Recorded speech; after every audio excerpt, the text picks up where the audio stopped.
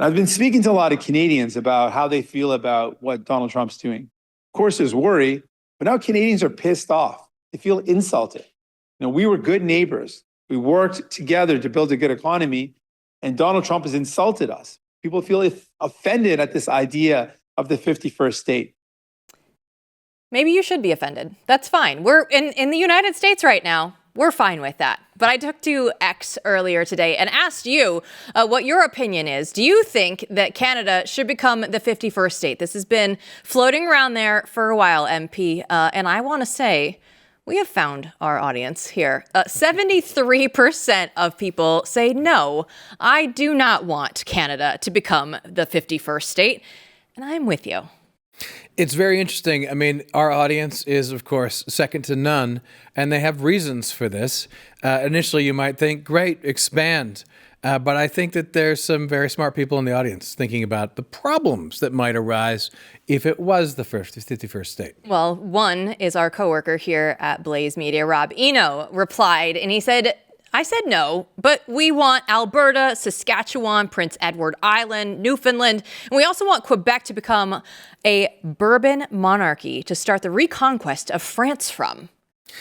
He thought a lot about that. I'll give Rob Eno credit for this. He has thought long and hard about this question when it came up. Might have thought a little bit too much about that question, if you ask me, Rob. But I see where he's going with this. Look, you want the red states of Canada, as it were, and some of the beautiful areas, and the Quebecois, okay. But just a little bit of note of caution on here, full disclosure, I believe Rob's relatives may be from Quebec. So that might have something to do this. I think it's the Bell Center, I want to say, is in Montreal. They have really good hot dogs that they sell there. So I would be on board with that. If we're going to take them over, at least we need to get some of the good food deals that they have. And they are legendary, by the way. Hammer wrote and replied, why should we? Wouldn't that be like adding another California or New York? Great point. Yeah, don't you think this is the reason I think most people say no? Because if you really did make all of Canada one state, that would be exactly another big California or New York. And we know how they voted in the past. We know how they vote as a whole. And it's not great, not good, Bob, So I can see the rationale. The Eggman said, I said yes, but I think that it should become a territory. We would both be able to hold our own elections and would benefit greatly from the oil and mineral trading. Hey, you could make it a territory and then you gerrymander it. You just cut it up to make sure it votes the right way. That certainly is a possibility. Making it a territory, fine. But my argument is, isn't it kind of already a territory in a way anyway, if we just establish the right trading relationship? Right. I look at Canada right now. They're rolling over with the tariffs. They're doing what we needed them to do. So are we even going to need to have any further arguments with our neighbors up north? Yeah, to be fair, the people of Canada have been through a lot and are pushing back now, and they need to be supported in that effort to push back against Trudeau and the insane sort of fascism that they've had going on for a long time. And I think there's something very healthy developing in there, and Trump and others in this country should continue that trend and push them in the right way. And then in terms of trade, yeah, I mean, a little bit of roughhousing might lead to very good solutions for all sides. So many of the people in our audience have picked a lane, whether they want Canada as the 51st state or not. Now, you are going to pick a lane in a different way. Yeah, I want to talk about picking a lane or choosing a theme today because it's one of these things that keeps coming up in modern society, whether you're talking about media, politics, or anything else. A long time ago, there was a guy, Thomas Aquinas, made a great point about learning little streams. You proceed from the little streams to the river and out into the ocean. And a lot of people today, want it all, and that's understandable, but they don't actually know anything about anything particular. A lot of people want to be Joe Rogan, for instance. I'm going to start a podcast, but they don't want to actually start by particular themes, knowing particular stuff, becoming a particular, cut of influencer. They just want to go out there and interview everyone, right? I mean, that's the sort of cartoon that I'm talking about. You see it in politics all the time. Someone comes up and they become influential, whether it's the right or the left, and they start talking and they become a big talker and everyone flocks to them.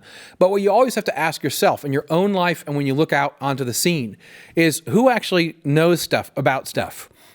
take the media. So many journalists today literally know nothing about anything. I mean, what they do is they get on, they pontificate, they say the right things. That there used to be something in journalism that was very interesting, especially at the local level, where you had an old editor who actually knew everything going on in his town. You might agree with him, you might disagree with him, but they knew stuff about stuff. They knew everyone in the town. They picked up the phone and called people.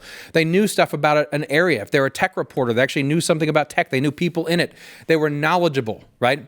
And that is the key to success. And I bring this up because we're in the middle of the beginning of this golden age where there's a lot of opportunity. There's a lot sitting there on the plate for you to take both in your personal life, and there's a lot for you to analyze and reanalyze in terms of everyone's reanalyzing, what you trust in the media, who you trust on the right as well as the left.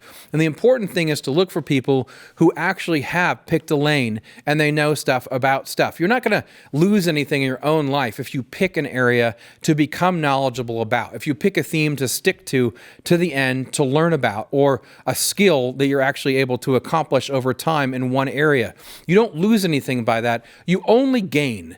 The rest of your life is only going to be improved by sticking to the point. And the problem that we all face is in our own lives, the feed is constantly taking our eyes and are distracting us this way and that. And we lose the lanes, the grooves through which we establish the right habits and the right ways of thinking and the right lines of knowledge and the right rabbit trails that lead us to actually knowing something about something. And both in our own lives and in the way when we look around and the people we listen to, this is an enormous problem today. Pick a lane and develop a skill, develop a line of knowledge, and don't worry, you're not going to lose out on anything. You don't have to have fear of missing out about anything. And when you look to who to follow, look for people who've done that over time, because those are people who can actually inform you and aren't just copying what other people say and blowing a lot of hot air. It's the 10,000 hours theory, right? Mm-hmm. Where you go through and you pick one thing and Yes. you get really good at it. And there's so much to that, because right now where we are in this time, there's never been more information. Mm-hmm. It's so easy and information is so abundant. But to your point, who do you trust? How do you know what to decide? Even the thought process of how do I decide to click through this information or that information? But I do love that, because if you are a subject matter expert is always what I like to go back to. I love being subject matter experts and even just a couple different things, right? Mm-hmm. Because you're never going to go out there mm-hmm. and be a subject matter expert in absolutely everything. Right. You kind of have to pick 2, 3, 4 buckets and say, okay, these are the things that I'm going to use, and then I'm going to build upon those. Yeah, it's like saying you can't travel everywhere in the world your whole life. That maybe a few people do that for some weird reason. You can't do that. You got to pick a few, right? Italy forever. Yeah. It's fine. I just go back to Italy. It's fine. Yes, and it's an enormously important point in a time where everyone's disconnected and disengaged. And of course, you need to realize when you're listening to people out there or reading them, you can sound good, you can write good, right? You can look good, you can say the right things, and just be an actor, a talking head on the stage that's literally a puppet that knows nothing about anything. So wherever the information's coming from, it needs to be people who care, who are doing it for the right reasons,